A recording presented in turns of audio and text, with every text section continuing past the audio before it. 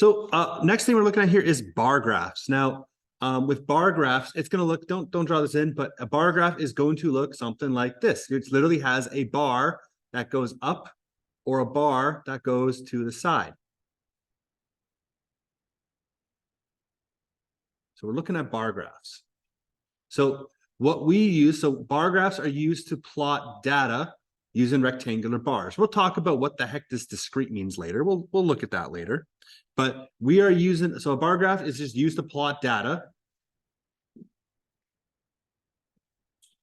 And it can either be just like what I showed you, vertical, which goes up and down, or horizontal, where it goes left and right.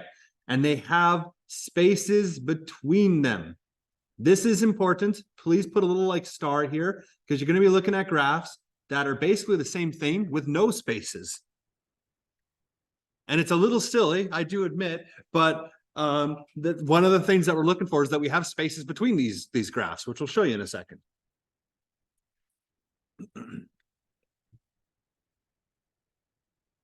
So the other thing here is, so remember how I mentioned how we use these to plot discrete data? Well, what the heck is discrete data? Discrete data is where you can't have like weird answers. It needs to be like a concrete. So for right now in this room, we have a total of 5 people, right? Like I can't say, yeah, I have 4.5 students. Like, no, like I'm not going to take a chainsaw and just cut someone in half, right? It needs to be a nice, clean, easy number. So discrete data is it's where it's real numbers essentially. And so we're going to start going into this. So we're just going to jump straight into it. So the first one here. So this is nothing new to us. Okay, we have some context and we have a data set, right? This is nothing new to us. So what we're going to do to start out with is we're going to do make this red, make this bigger. And I am live streaming this. But we're going to do a vertical bar graph.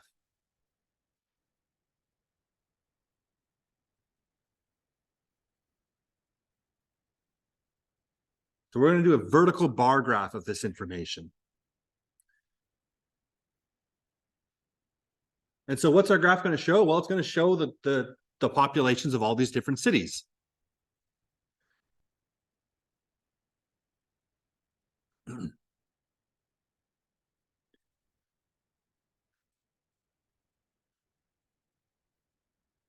So the first thing I have to do is just like before, right? We need to think about our graph a little bit here. That's on like, oh God, like way up here where we have like a little bit of those directions. 1 second. Yeah, so we still have these directions, right? Where we label the graph, we decide on the variables, decide on the scale, all that stuff. That stuff still applies here. That stuff still applies here on this graph here. So first thing I'm going to do is I'm just going to quickly label my axes. This is my X. And then this is my Y, right? And the title of this graph is just going to be population of Canadian cities. So I've done step 1, which is labeling my graph. But now what I need to do is I need to establish what my scale is going to be and what's going to go on my x-axis, what's going to go on my y-axis. Now, this time, though, we don't really have dependent and independent data necessarily. Like, we don't have that context anymore. So now you kind of get the option. You can just pick. Like, you can pick. And if you're looking at, what city has the biggest population, do you think it's better to have stuff that goes, where it's going to go like this? Or where it's going to go like this? What do you think is going to do a better job at showing which city has more people? The one that goes up or the one that goes sideways? This one actually is going to be going up. So what we're going to do is we're going to set it so that our population is on our y-axis. The more people it have, the higher up I want it to go. This is a vertical one. The reason it's vertical is because it's going up. So if this is my y, that means the cities are going to be my x's. which I'll talk about in a second. But first I want to go into now my scale. Now, scale is kind of hard to define, right? Like, but usually we have an idea of what that means. But basically, when I talk about scale, I'm talking about we need to make sure we're going to have enough room from here. Don't write this down, but I can't just go, like I see here, the biggest population I have is, 1,987,000. So that's just below 2 million people. I can't go 1,000, 2,000, right? That's not a good job of it. That's not going to work. But at the same time, I can't go 10, 20, 30, 40. That's not enough. It's not going to fit. So what I want to do is I want to count how many things I got, how many lines I got. 1, 2, 3, 4, 5, 6, 7, 8, 9, and 10. So whatever scale I have, I need to make sure I can fit this in 10 of them. So what we usually do is if you're ever unsure, I can take my biggest number, which is 1,987. That's thousands. I can divide that by how many spaces I have. So I know I need to fit at least 198.7. If I do that, that'll be perfect, but that's not an easy number, right? We want to do easy numbers. What's an easy number that's a bit bigger than that? 200. Let's just go up by 200s, right? So I'm just going to go it so that these are all going up by 200s at a time.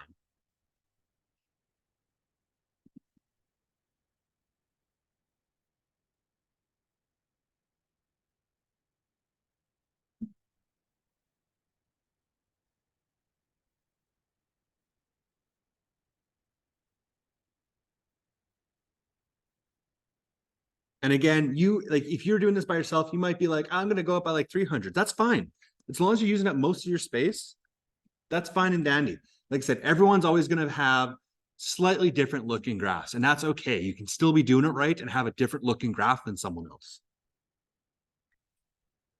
And so, cool. So I have, 800, 1,000, 1,200, 1,200 what? Like, what is that?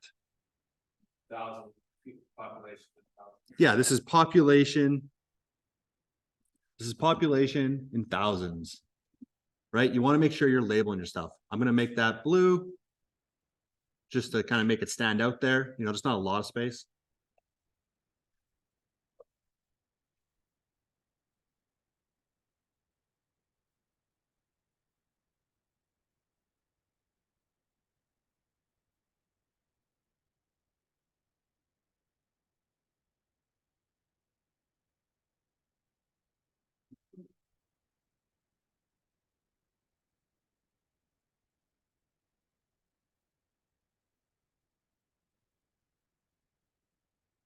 So if that's my y-axis is the population, we've already established that means my x-axis needs to be the cities.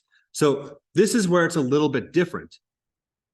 So what I'm trying to do is I'm trying to do a nice graph that represents what this is going to look like. I'll give you an example here.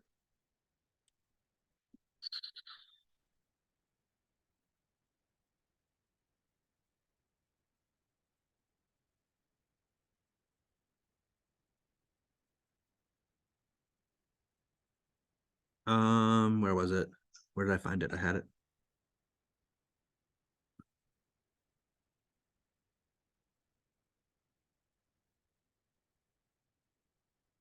Here we go, open image. So this is an example of a bar graph here. So this is ultimately what we're going to create, is where I have a number, and obviously the higher up it goes, that means the more people bought the Sony TVs, for example, right? And you notice how they have spaces in it. Like, this is ultimately what it's going to look like. And so we're going to do this. We're going to do this the exact same way.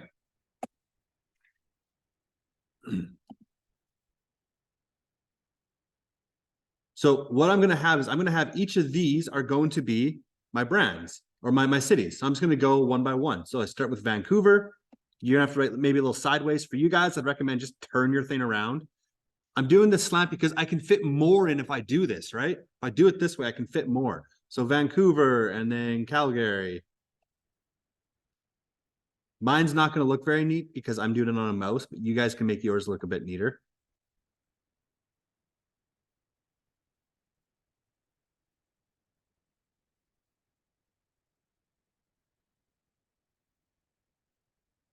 And again, you can abbreviate it, right? Instead of Vancouver, I'm just going to write Van. That's fine. Oh my God, it's so messy.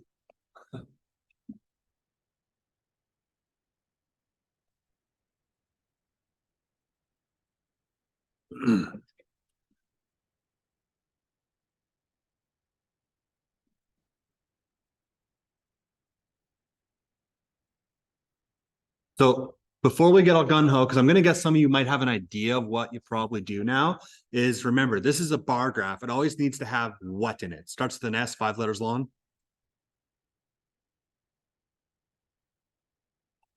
Bar graphs always need spaces. You're absolutely correct. Again, if you remember, if you go to that bar graph that I just showed you, it has spaces in it.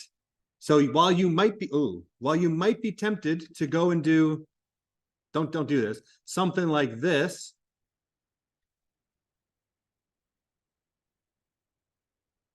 We want to have the spaces in it. You need to have some space in this. So we need to think consciously how we're going to do that. So what I'm going to do is I'm just going to go like halfway through. So let's give you an example. So Vancouver's our biggest city, right? 1,987 thousands. That's just about 2 million people. So I'm going to go right up to my line here. I'm going to go to about halfway, and then I'm just going to go straight down. You can use a ruler for this if you want. You can freehand it, but I'm just using up half my space now.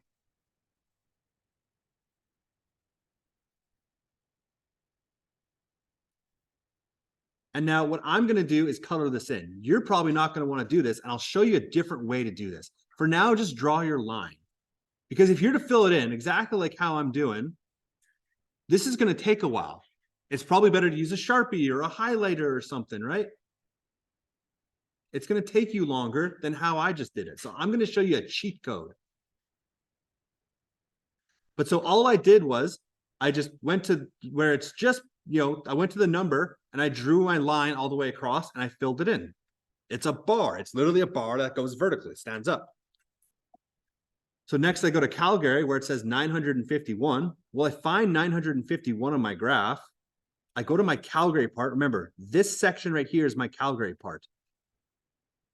I want that space in there. So I'm going to go to my Calgary part, 951. I'm going to plot that in here. So this is about 950. This would be about 951. Again, we're freeballing it, right? We're not computers. We're going to be off by a little bit. So what I do is I'm going halfway through my little bar here because I want to keep that space. And I'm going to use the line I have as a template to kind of follow. And I'm going to be left with something like this. I know, like I said, for you guys, you're not on a computer. You don't have some super really big, thick pen where you can just go up and down the lines. Perfect. It's all right. So there's ways that you can get away with giving it some color without spending a lot of time. One way is, just you could scribble it. I'm going to put some lines through it. Personally, I'm just going to do this, right? Just some dashes across it. And that gives it a little bit more fill, right? It's just easier to do. We do this to make it easier to see. If this was a computer, we could just fill it in with a nice solid color really easily. With freehand, we have to kind of make do a little bit.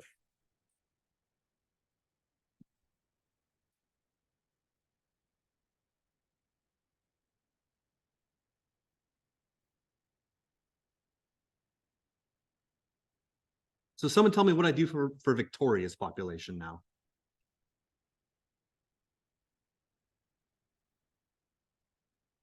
So tell me, how am I going to fill in Victoria's population? What do I do? Pretend I'm a robot. Tell me exactly what to do.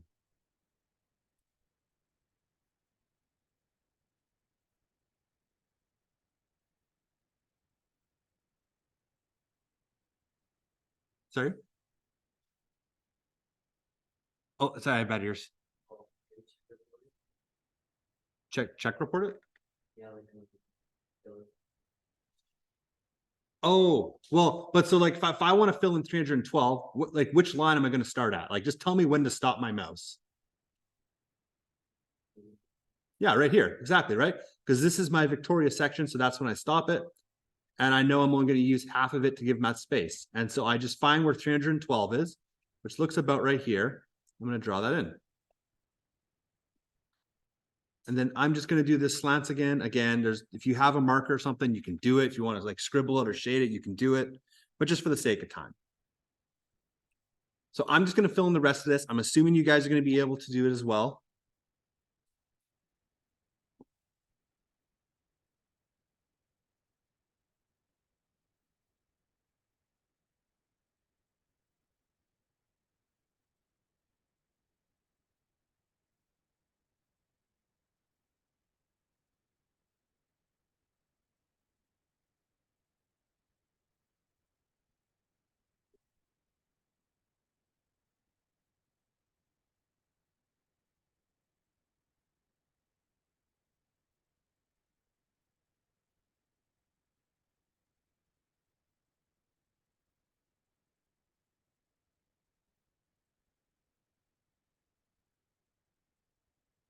And so I've made 3 mistakes in this. Can anyone name them? I have made 3 mistakes. Or errors. Regina's is filled all the way. Correct. That's one of them. We want to have that space in there. It wouldn't make sense to have this one fully filled, the other one's half filled. So that's one. So it is something about Saskatoon. What about it? Yeah, right. All the way down. That's the other one. And then I got one more mistake. Or way to improve it. Yeah, just color them in. Perfect.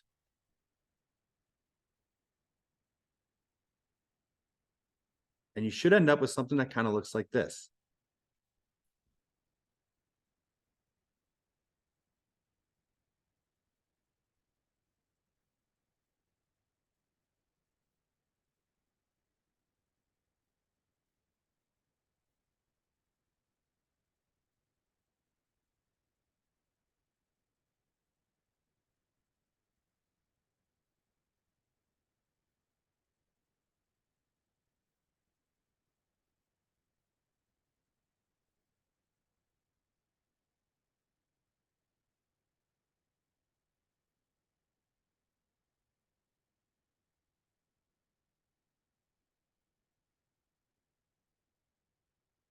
So I'll give you a second.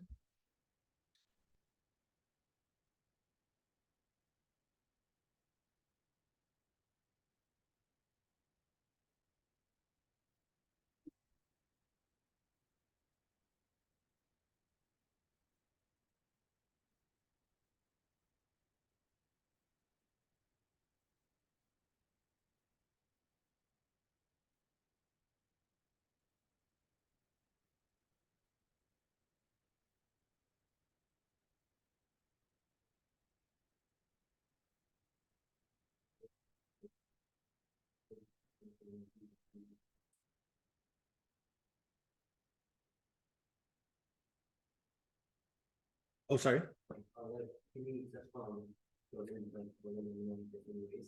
No, I would keep it consistent. So if you filled it in like that, do that. Like I normally just do this. Like I normally just do my lines. I just wanted to show you that there's 2 different options. Because this is time consuming to fill it in all the way. Like I can do it in one like wipe of a mouse. You guys can't.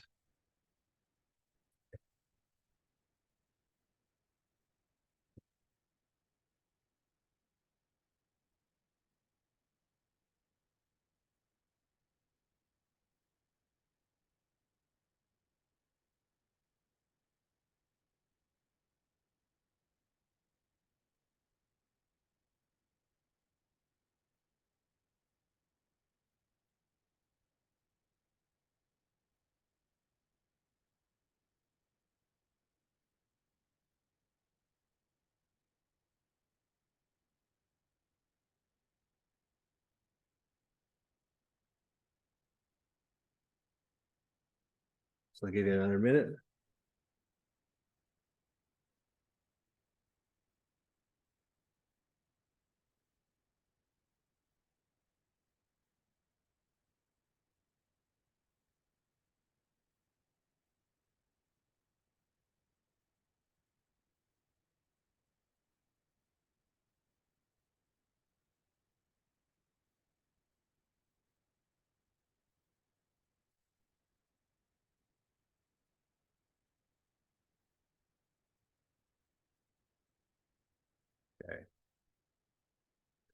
So this is an example of a vertical one, right? Pretty simple. It goes up and down. That said, this is a population example with going horizontal. And so horizontal does work quite well for population as well. Both of them work well. You can use them either way. Generally speaking, you guys are going to be free to interpret unless it specifies which way do you want to do it. But this is the exact same thing. We've just gone left instead of, we've gone to the right instead of up. So for this next one here is we're just going to look at the difference of what this is going to look like if we fill in this data, same data, population, vertically and horizontally.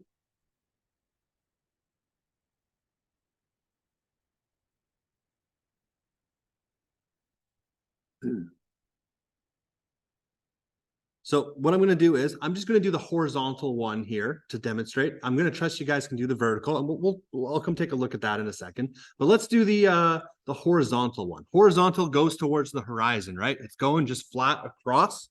So if I'm going flat across, do you think the year needs to be the one? Is years going to be my X or my Y, you think?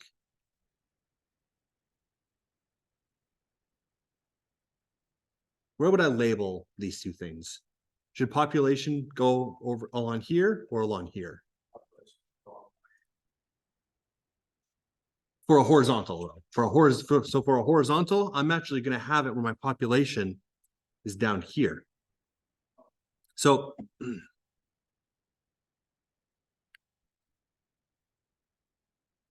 now there's a couple options here that we could do. So first off, if we're looking at this data set, let's think critically. Is there a big difference between any of this? Not really. So isn't there a tool we can use where we can kind of zoom in on those differences? We learned about it yesterday with some metal. And remember what that was? The little squiggly line. I'll go straight to, I'll show you where that was on here again. But we could use our little, oh, where is it? I did pass it then. I clearly did. This one, this little squiggly line here, right? When we took a look at this, we figured out that, oh, well, they just skipped straight up to 500. We can do that over down here as well. We can do that down here as well because the smallest number we have is 32. The biggest number we have is 4.3. That's not a lot of difference. So I'm actually going to do a little squiggly. So first off, I've established that I want my population for a horizontal graph. This is my horizontal. This is going to be my vertical on the right side here. For a horizontal graph, I want my population as X and my years as Y. So let's do that. My population is X. What am I going to do? I'm going to do a little squiggly right here.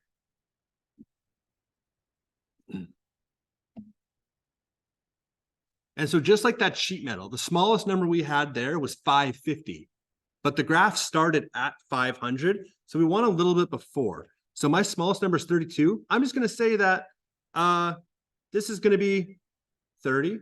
This one's going to be 31, 32.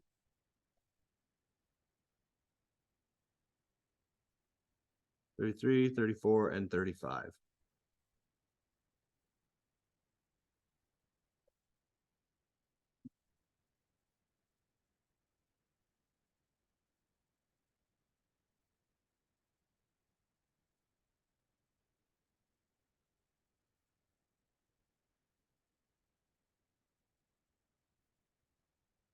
Cool.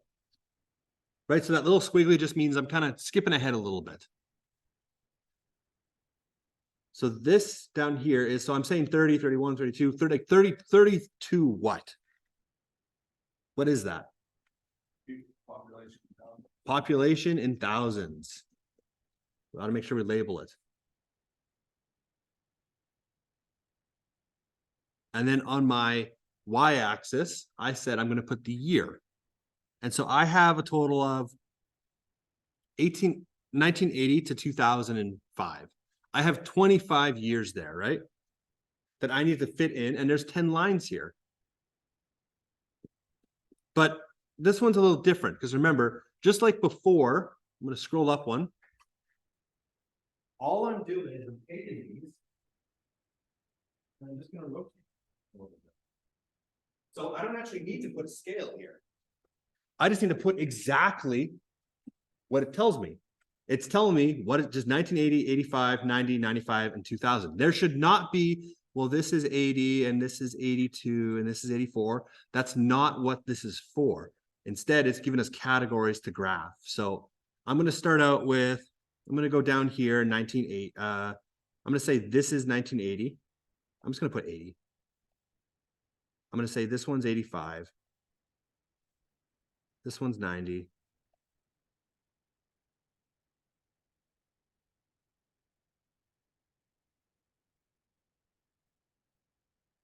And 0.5. This is probably the smallest like graph we would have because I'm only using up half of my space now vertically, but we can make it work. If I had one more line, we could make it proper, but. And then I'm just going to plot this in, right? 1980, I can see I had 33.5 thousand people in Moose Jaw. So I take 1980, I'm going to go to 33.5, which is about right here. And same thing, I need to have a space, so I'm not going to use all of my graph. I'm just going to leave a little bit.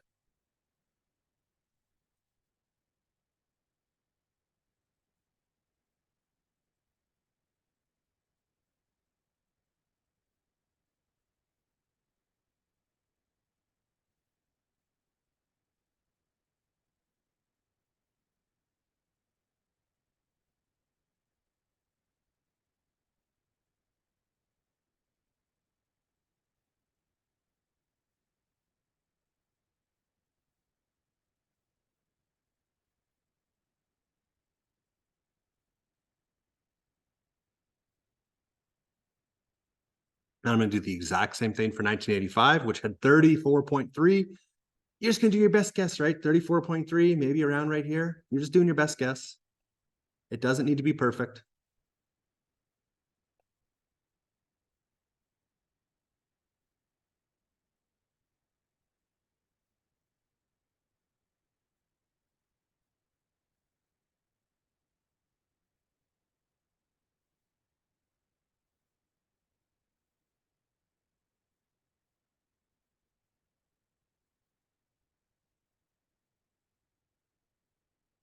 And I'm just going to keep going all the way through and do the rest of that. So 1990, 33.4.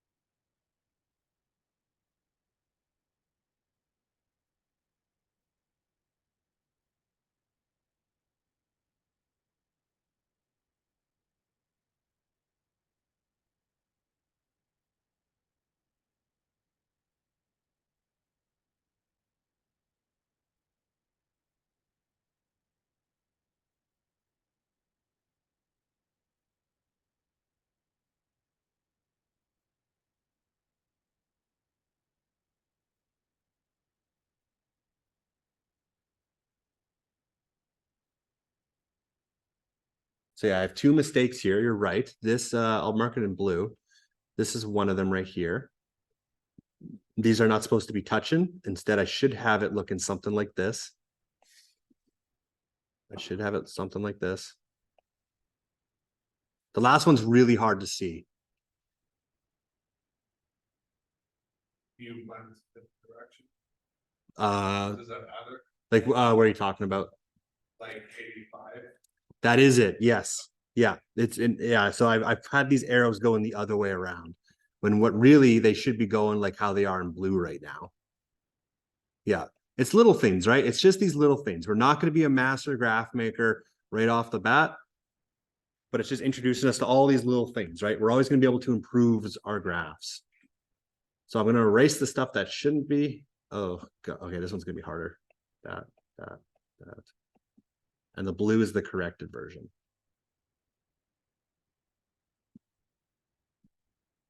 So I'll let you guys try the other side here. This other side here is a vertical graph, which means you're going to have your year, just like what you did up above on question 1. You're gonna have your oh no, never mind. But we're gonna reverse the X and the Y here. So now you should have a graph that kind of goes up a little bit. Except with spaces, there should be spaces there. So it should look something like this once you're done with it. So I'll give you a minute. I'm going to come see how we're doing in that minute. But you should be focused on labeling your graph here. Okay, so out of curiosity, who had a graph that looked something like, so what is it? You have the years down here. You should have the population on the left. So it's vertical and it's going up. Who had something that kind of looked like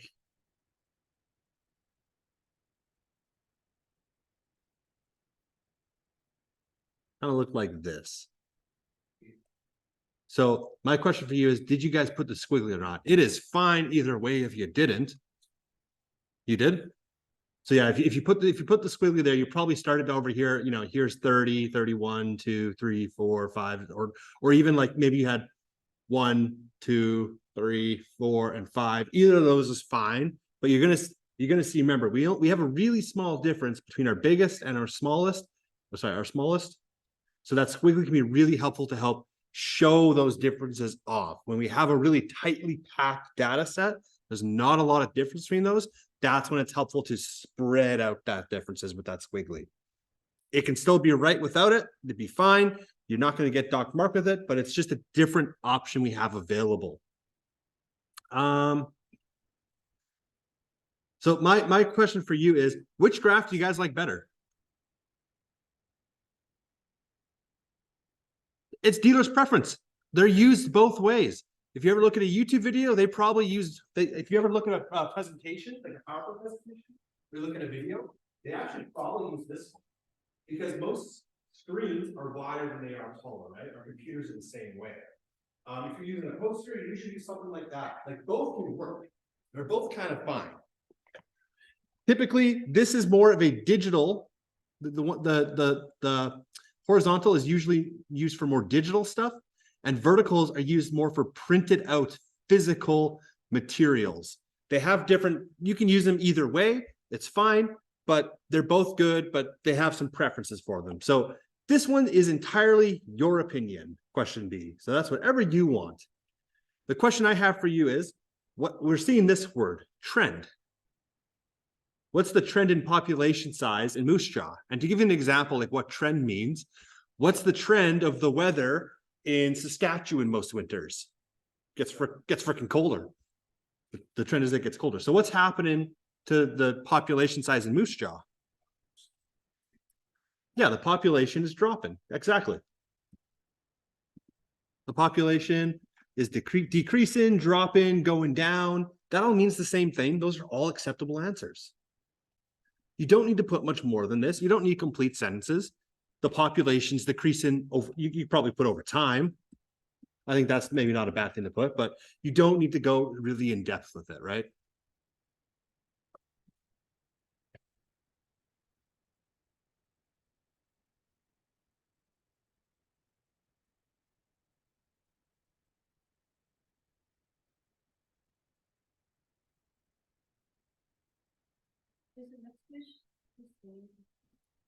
This next page, I think we're going to skip it.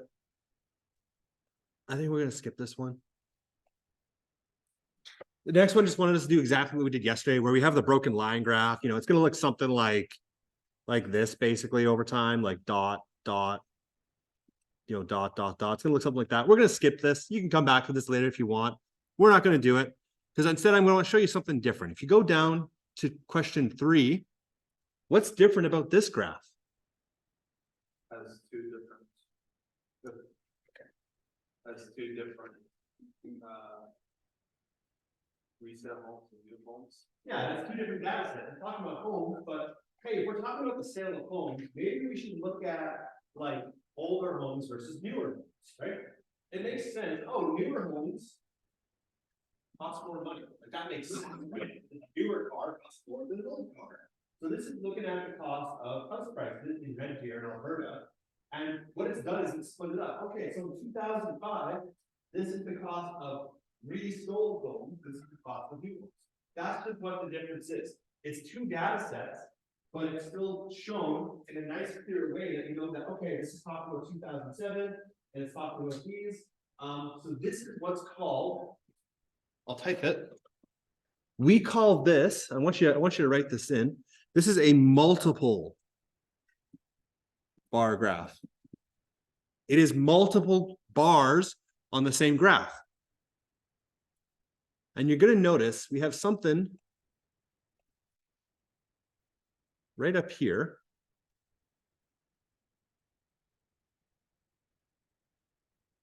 What's this thing called that I'm boxing? Legend. That's a legend, yeah. It's an instruction manual, basically. So this would be a legend up here. Now, my question for you is, what if you didn't have different colored, what if you didn't have different colored pens? What could you do to showcase a legend?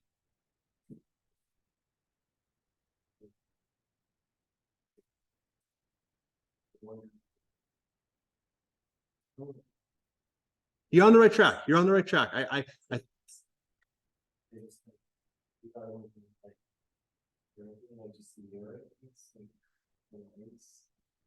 So you're talking like something like, and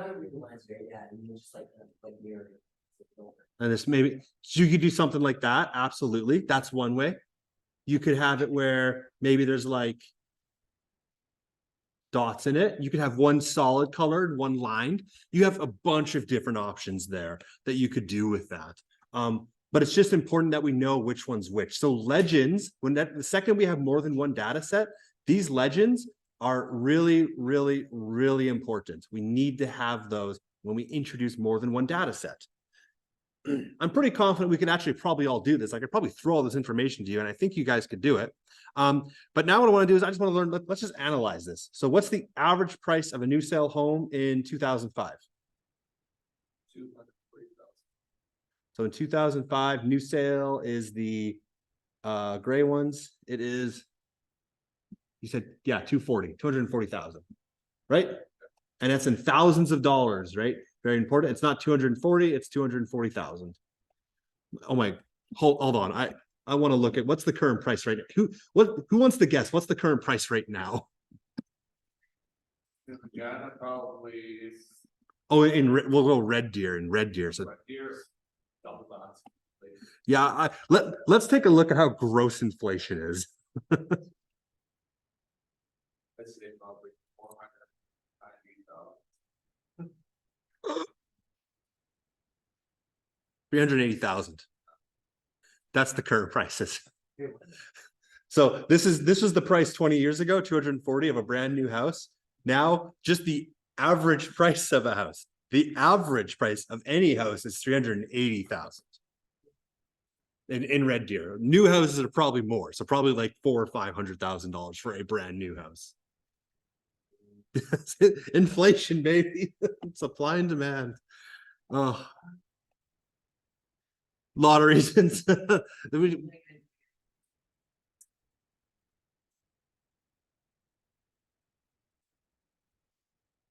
Well, yeah, there's more people who want it. They haven't built enough houses for all those people. So there's so yeah, which means, well, I need to bid more because like I'm competing against more people now. It's more expensive to build homes as well because like the cost of everything's gone up. Inflation, it means your money's worth less. A whole bunch of reasons. Yeah, it sucks. It sucks to try and buy a home right now. My question for you is, between what years was there a drop in the price of resale family homes? What year had a drop in the price of resale homes, the black ones? Well, we get in 2009. Be 2009. That's the only year it went down. So you just say that, yeah, 2009. That's when that price of those resale homes went down.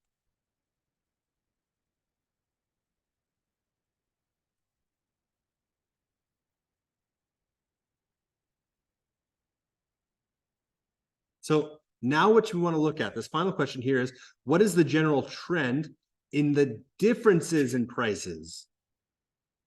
In the differences of prices of these two types of units. So basically, what it means by that is, what's the difference between, like, what's the trend that happens between the differences of the new houses and the old houses?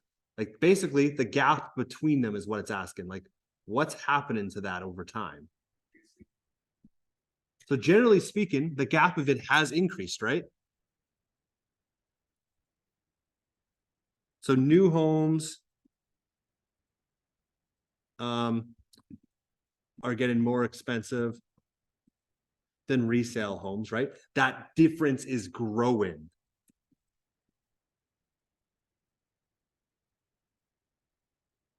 And we know that there were some years where this was not the case. We had an outlier in 2006 and 2007.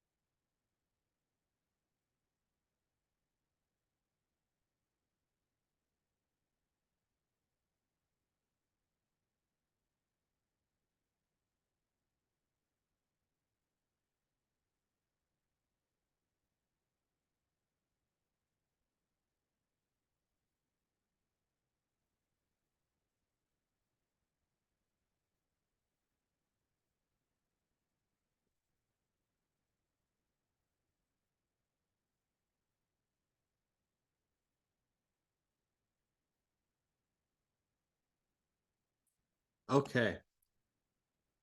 Now we have our final thing here. I know it's been a lot. So this is a multiple paragraph, right? So this is a multiple paragraph. Now, there's a better way to kind of, what if I wanted to just know the average prices of like houses in general? There's different ways we could do that, but the next thing we're going to do, the final thing we're going to do is we're going to do a stacked bar graph. Now, what does stack mean? Will it be vertical? So it's going to involve vertical. Well, it can be either way, but we are going to do vertical this time. If I want to stack things on top of each other, it's literally put it on top of each other. So a stacked bar graph is what we're going to do is we're going to take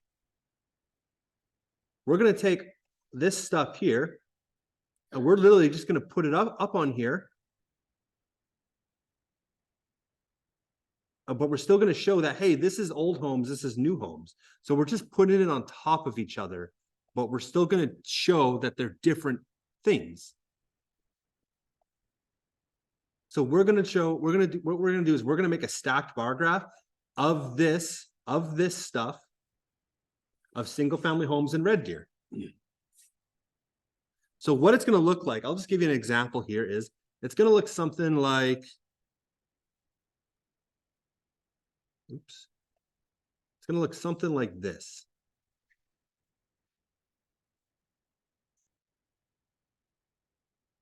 And dot.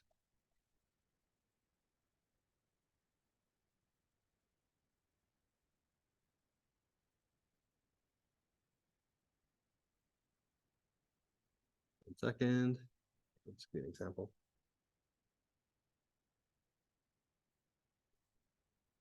So it's going to look something like this. Don't draw this yet, but just to give you an idea.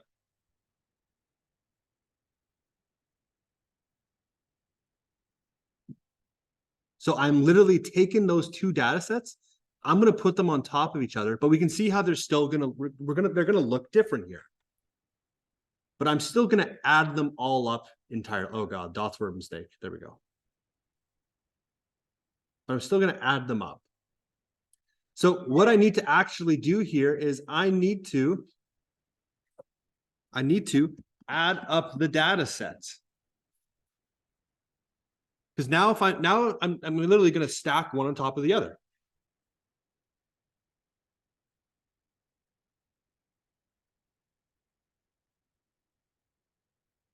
So I'm going to go up here and I'm just going to quickly erase my stuff.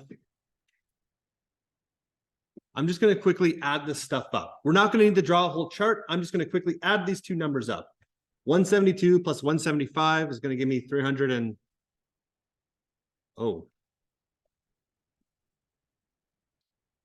347. Sounds right? Do you have to add them? Yes. Yeah. In this specific case, I need to add it because I'm stacking these two on top of each other. Because I need to know the scale, right? Oh, Because so now this is ultimately going to be, whatever this is going to have to be 347 tall. This new line is going to have to be 347 tall. So that's why I need to add these up. So 175 plus 196. Again, I'm just going to use a calculator for it. You can too. It's going to give me 371.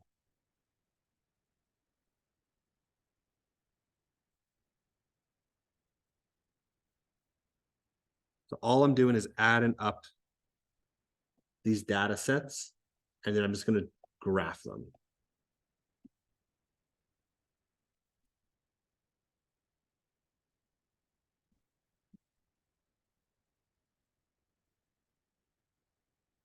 $209.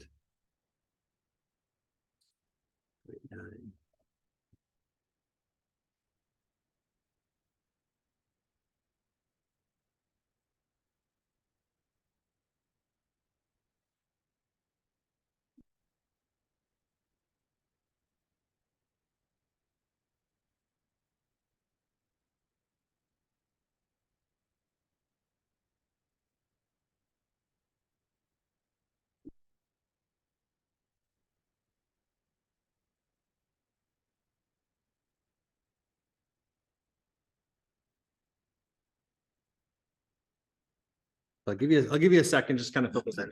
We're not going to make a whole new chart for it. We're just going to add those up.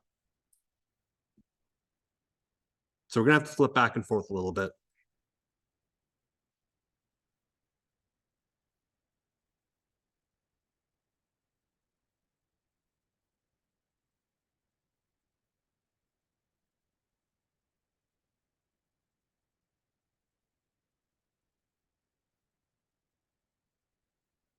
Everyone has those figures.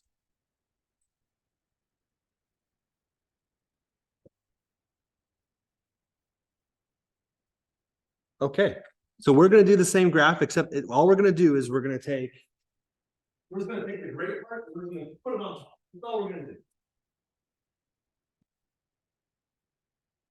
do.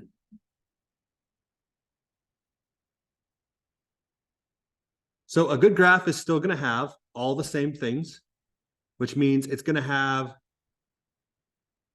our labeled x-axis, y-axis, right? This is x, this is y. Am I going to put price on the left or on the bottom? Probably the left, yeah. So I'm just going to say this is the average price. we only got, like I did, like for the years on the bottom, like I only got 2008. Oh, Ooh. Oh, you're right. That is the case. I will show you the fix for that one. So what Evan did here was he just put the years here down the bottom, right? It goes from 2002 to 2009, and the problem he's encountered 06, 07, 08 is that, oh crap, we don't have enough room. We can eyeball it. It's fine. We can just do 09. If I do this, perfect. Sometimes you're going to have to do that. That's okay.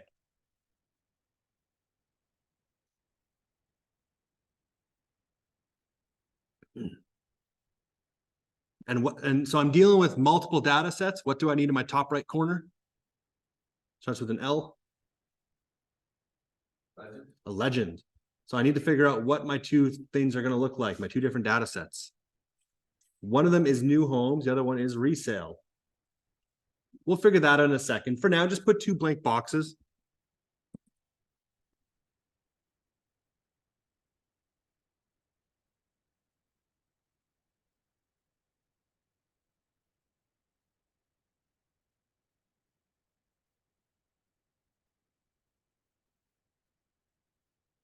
So what was the biggest combined value of homes from that added?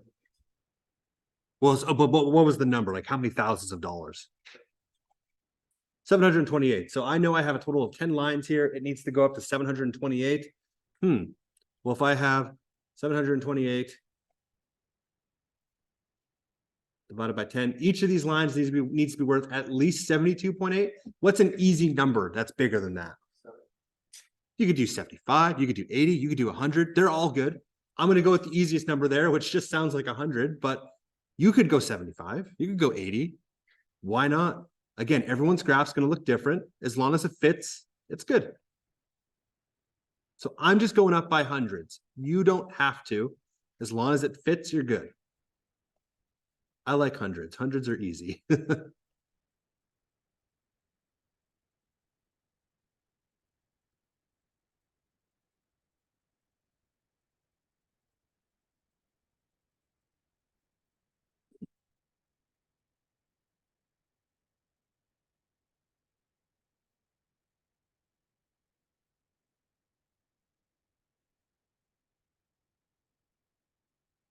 So cool.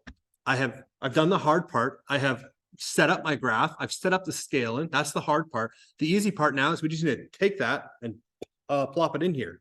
But remember, it's a bar graph. Between every year needs to be what? Starts with an S. A space.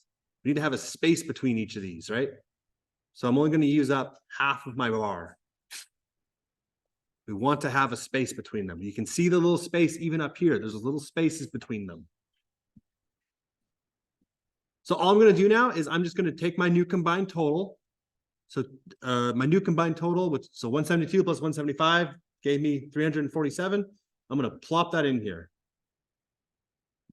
So 347, that looks like about right here. I'm going to go all the way down, but don't go and color it in right now, because remember that 347 is the combined of the new and of the old and of the resale homes. So I'm going to also find, we're going to put the new homes on top of the resale homes. So I'm going to put 172, which is my I've already established. I'm going to put my resale homes on the bottom. So I'm going to take my 172. I'm also going to mark that out, because that's where this stack starts. So now I need a legend. Now, for you guys, don't draw this in. But for that graph above, on the page above, this is technically what it is. I'm going to erase this in a second. But this is technically what's happening here, right? I've taken the new homes and I've added on top of the old homes. Now, we need to fill in our legend up here on the top right. You could use different colors like how I did. You could use, I'm actually going to use dots and lines personally. You could have it so that resale is lines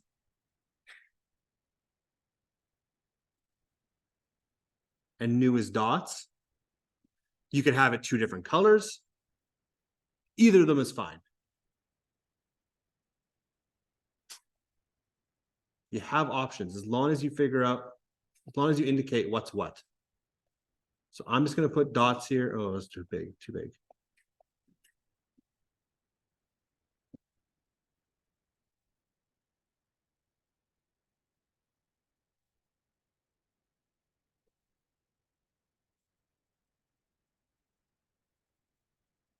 As long as you indicate what's what, you're good to go.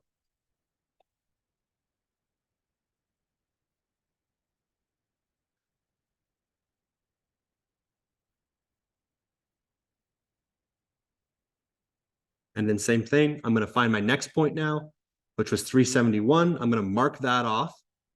So 371 looks like about right here. And I'm gonna have that space in between. And then same thing, I need to mark out the difference between where's the new ones, where's the old ones? I'm gonna go to, what was on my bottom? Was it new or old again?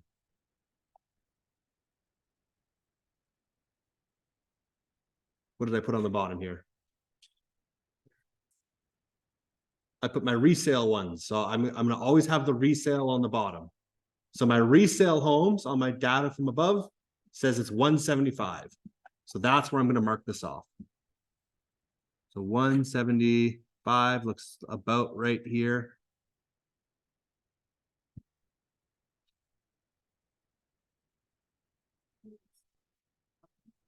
I have my resale as the bottom, yeah. If you did it the other way, that's fine too. If you have it where your new is on the bottom, you can do that. I just had to make one option, so I had to pick one, so.